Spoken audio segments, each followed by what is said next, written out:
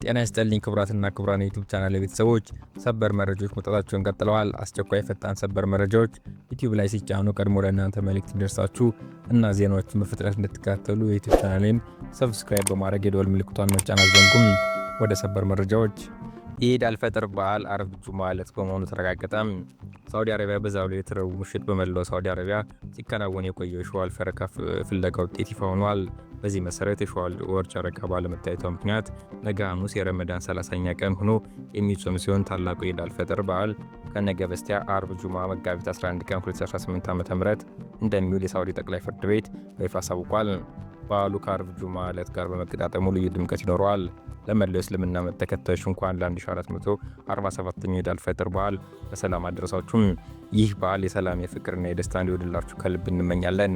ረመዳን በሰላም እንዳጠናቀቅን ሁሉ በዓሉን ከቤተሰብና ከወዳጅ ዘመድ ጋር በጋራና በመረዳዳት እንድናሳልፍ መልእክቶቻችን እናስተላልፋለን። ኢድ ሙባረክ፣ መልካም በዓል። የኢራን ሚሳኤሎች በሳዑዲ ሰማይ ላይ። ሳዑዲ አረቢያ ወደ ዋና ከተማዋ ሪያድ የተወነጨፈ 4 የኢራን ባሊስቲክ ሚሳኤሎችን አከሸፏለች። በሪያድ እስላማዊ ሀገራትና ቀጠናዊ የውጭ ጉዳይ ሚኒስቴሮች ስብሰባዎችን ለማድረግ የተዘጋጁ ባለበት ሰዓት የተፈጸመው ጥቃት ነው። በከተማው የተለያዩ ስፍራዎች ላይ በጥቃቱ ምክንያት ቁርጥራጭ ቁሶች ተበትነው መታየታቸው ተነግሯል።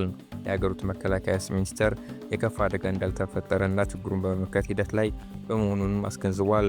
ዜናው እስከተጠናቀረበት ሰዓት 4 ሰዎች ጉዳት እንደደረሰባቸውም ታውቋል። ሳውዲ በምስራቃዊ ግዛቷ 5 ሰው አልባ አውሮፕላኖች ድሮንስ ማክሸፏን ማሳውቃለች። በሌላ በኩል ኢራን በሳውዲ ኳታርና ኤምሬቶች የኃይል መሰረተ ልማቶች ላይ ኢላማ ያደረገ ጥቃት እንደምትሰነዝር መዛት ላይ ትገኛለች። የገልፍ ትብብር ምክር ቤት ጂሲሲ አባላት የቴህራን ጥቃት ሰለባ በመሆናቸው የደህንነት ስምምነት ውስጥ በስፋት ሊገቡ ይችላሉ የሚል መረጃ ተጋርቷል። አሜሪካ ኢትዮጵያን ጨምሮ ከ12 ሀገራት ላይ የሚወጡ የቪዛ አመልካቾች እስከ $15,000 የሚደርስ የቦንድ ክፍያ መመሪያ ተግባራዊ ማድረጓን አስታውቃለች። ከዛሬ ጀምሮ ወደ አሜሪካ ምድር ለመግባት ቪዛ የሚጠይቁ እነዚህ ሀገራት ዜጎች የቪዛ ሂደታቸውን ከመጀመራቸው በፊት ይህንን ዋስትና ገንዘብ በቅድሚያ ማስያዝ ይጠበቅባቸዋል። ይህ አዲሱ መመሪያ ተግባራዊ የሚደረገው የንግድና የቱሪስት ቪዛ ቢ1 እና ቢ2 አመልካቾች ላይ ነው። በመመሪያው የተካተቱት ሀገራት ኢትዮጵያ፣ ካምቦዲያ፣ ጆርጂያ፣ ግሪናድ፣ ሌሶቶ፣ ሞሪሸስ፣ ሞንጎሊያ፣ ሞዛምቢክ፣ ኒካራጓ፣ ፓፑዋ ኒው ጊኒ፣ ሲሸልስ እና ቱኒዚያ ናቸው። የቦንድ ክፍያው መጠን እንደየአመልካቾች ሁኔታ በ3 ደረጃ የተከፈለ ሲሆን 5,000፣ 10,000 ወይም 15,000 የአሜሪካ ዶላር ሊሆን ይችላል። የአሜሪካ ውጭ ጉዳይ መስሪያ ቤት እንዳስታወቀው ትክክለኛው የገንዘብ መጠን የሚወሰነው በቪዛ ቃለ መጠይቅ ወቅት ነው። ይህ የቦንድ ገንዘብ ማስያዣ ቪዛ እንደሚገኝ ዋስትና አይሰጥም። ነገር ግን የቪዛ ጥያቄ ውድቅ ከተደረገ አመልካቹ ቪዛ አግኝቶ ወደ አሜሪካ ሳይጓዝ ከቀረ ወይም ወደ አሜሪካ ገብቶ የተሰጠውን ቪዛ መመሪያ እና የቆይታ ጊዜ አክብሮ ወደ ሀገሩ ከተመለሰ ያስያዘው ገንዘብ ሙሉ በሙሉ ተመላሽ ይደረጋል። በየቀኑ በቢሊዮን ዶላር እያከሰረ ያለው ጦርነት። የመካከለኛው ምስራቅ ጦርነት በየቀኑ በቢሊዮን ዶላር ኪሳራ እያስከተለ ነው። ጦርነቱ 19ኛው ቀን ይዟል። አሜሪካና እስራኤል በኢራን ላይ የፈጸሙት የጋራ የአየር ድብደባ የተጀመረውና ወደ መጠነ ሰፊ ወታደራዊ ዘመቻ የተለወጠው ይህ ጦርነት በ21ኛው ክፍለ ዘመን መጀመሪያ ላይ ከነበሩት በጣም ውድ ጦርነቶች መካከል አንዱ ሆኗል። ጦርነቱ አንደኛ ወሩን እንኳን ሳይደፍን ኢኮኖሚያዊ ጥላውን እያጠላ ሲሆን በመንግስታት፣ በገበያ፣ በሸማቾችና በዓለም ኢኮኖሚ ላይ ተጽዕኖ እያሳደረ ይገኛል። ከመሰረተ ልማትና ሰብአዊ ጉዳት ባለፈ በሀገሪቱ ኢኮኖሚ ላይ ከባድ ተጽዕኖ እያሳደረ የሚገኘው የጦርነት ከአካባቢው ርቀው የሚገኙ ሰዎችም የጦርነቱ ገፈት ቀማሽ ሆነዋል። የዋጋ ግሽበት፣ የአቅርቦት ሰንሰለት መስተጓጎልና የግብርና ጉዞና የንግድ እንቅስቃሴ እንደነበር አለመሆኑ ከሆኑ በርካታ ሀገራት ውጥረት ውስጥ ገብተዋል። በጦርነቱ ምክንያት የተዘጋውና የዓለም 20% ነዳጅ የሚተላለፍበት የሆርሙዝ ሰርጥ በዓለም አቀፍ የነዳጅ ዋጋ ላይ ከፍተኛ ተጽዕኖ በማሳደር ግሽበቱን ለማስከተል የተለያዩ ዓለም ሀገራት ነዳጅን በቁጠባ እንዲጠቀሙና አዳዲስ እርምጃዎችን እንዲወስዱ በማስገደድ ላይ ይገኛል። በተለይም በገጽታ ውጊያው ላይ እየተሳተፉ የሚገኙት ሀገራት የሚዘገዘጉ የጦር መሳሪያዎች፣ የሎጂስቲክስ እንዲሁም የባህር ኃይል እንቅስቃሴ ጥቃቶችን ለማምከን በየደቂቃው ከፍተኛ የሆነ ገንዘብ በማፍሰስ ላይ ናቸው። የዓለም ልዑል ኃያሉ ሀገራት አሜሪካ ለጦርነቱ ከፍተኛ መጠን ያለው ገንዘብ ያወጣች ሲሆን ጦርነቱ በተጀመረ የመጀመሪያዎቹ 6 ቀናት ብቻ ከ11 ቢሊዮን ዶላር በላይ ወጪ ማድረጓ ተዘግቧል። የስትራቴጂክና ዓለም አቀፍ ጥናቶች ማዕከል CSIS ባወጣው መረጃ አሜሪካ ባለፉት 12 ቀናት ከ16 ቢሊዮን ዶላር በላይ ገንዘብ ማውጣቷ ተመልክቷል። እንዲሁም የጦርነቱ ሌላኛው ተሳታፊ እስራኤልም በኢራን ላይ ለምትፈጽማቸው ጥቃቶች እንዲሁም ጥቃቶችን ለመከላከል ከፍተኛ ወጪ እያወጣች ትገኛለች። በዚህ ጦርነት ከተጀመረ ወዲህ የመከላከያ ወጪያቸውን ለማመጣጠን ሀገራዊ በጀቱን በድጋሚ መዋቅር ሲሆን በዚህም ወደ 10.3 ቢሊዮን ዶላር ከፍ ማድረጓን የሮይተርስ ዘገባ ያሳያል። የኢራን ድሮኖችና ሚሳኤሎች በየቀኑ በእስራኤል ውስጥ እያንዣበቡ የዕለት ተዕለት እንቅስቃሴ ማድረግ አዳጋች እየሆነ መጥተዋል። ሸማቾች እንደ ልብ እየተንቀሳቀሱ አይደለም። የንግድ እንቅስቃሴውም በከፍተኛ ደረጃ እየቀነሰ መጥቷል።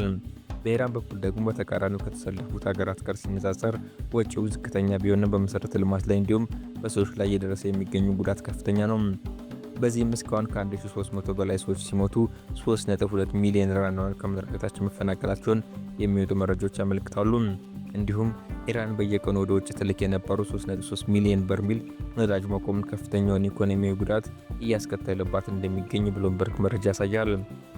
በጦርነቱ ጎራ ከፍለው ጦር ከሚወራወሩት ሀገራት ባለፈ በሌሎች ሀገራትም ሰፊ ኢኮኖሚያዊ ተጽዕኖ እያሳደረ ሲሆን በሆርሙዝ ሰርጥ የንግድ እንቅስቃሴ በመስተዋገል በነዳጅ ላይ ከፍተኛ የሆነ ተጽዕኖ በማሳደር እያንዳንዱን የዓለም ሕዝብ በር እያንኳኳ ይገኛል። የትራንስፖርት የሸቀጥ እቃዎች ዋጋ መናር የዋጋ ግሽበት በመጋበዝ ላይ ይገኛል። የኢኮኖሚ ባለሙያዎች የነዳጅ ዋጋ በዚህ ልክ እየጨመረ ከቀጠለም የሀገራቱ ኢኮኖሚ እድገትን ከማዘግየት ባለፈ ጦርነቱ ቀጥተኛ ያልሆነ ጫና እያሳደረ ይመጣል። ይህ ጦርነት መቋጫውን ካላገኘ ረጅም ጊዜ ኢኮኖሚያዊ ተጽዕኖች ማስከተሉ አይቀሬ መሆኑን የኢንቨስትመንትና የእድገት እንቅስቃሴ መቀዛቀዝ እንደሚያስከትል ባለሙያዎች ያስጠነቅቃሉ።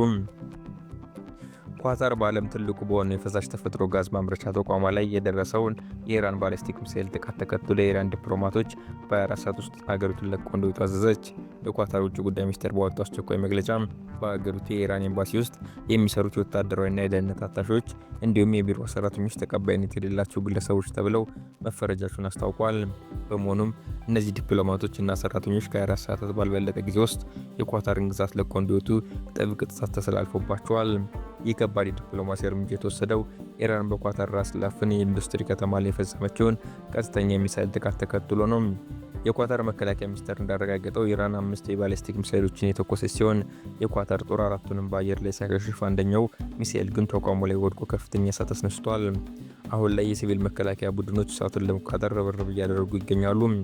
የኳታር ኢነርጂ በበኩሉ ተቋሙ በሚሳኤል መመታቱንና እሳቱ በሰፊው መዛመቱን በማረጋገጥ በመሰረተ ልማት ላይ ከባድ ጉዳት መድረሱን ገልጸዋል። ይህ ጥቃት የደረሰው የኢራን በራሷ የጋዝ ማውጫ መስኮች ላይ ለደረሰው ጥቃት አጸፋ ለመመለስ የኳታርን ጨምሮ በ5 የባህረ ሰላጤው ሀገራት ላይ ተቋማት ላይ ጥቃት እንደምትፈጽም ቀድማ ማስጠንቀቋን ተከትሎ ነው። ማስጠንቀቂያውን መሰረት በማድረግ የራስ ላፍን ተቋም ሰራተኞች ከጥቃቱ ሰዓታት በፊት ለቀው እንዲወጡ በመደረጉ የሰው ሕይወት መትረፉ ችሏል። ራስ ላፋን በዓለም ላይ ትልቁ የፈሳሽ ተፈጥሮ ጋዝ ማምረቻ ሲሆን ኳታርም የዓለምን 20% የጋዝ አቅርቦት የምትሸፍንበት የሀገሪቱ የሀብት ምንጭ ነው። በመሆኑም ይህ ጥቃት በኳታር አልፎ በዓለም አቀፍ የኃይል አቅርቦት ላይ ትልቅ ቀውስ ሊፈጠር የሚችል አደገኛና ትልቅ ክስተት መሆኑን የዘርፉ ተንታኞች እየገለጹ ነው። ዜናዎችን እዚህ ላይ ፈጸምኩ። አብራችሁ ስለቆያችሁ አመሰግናለሁ።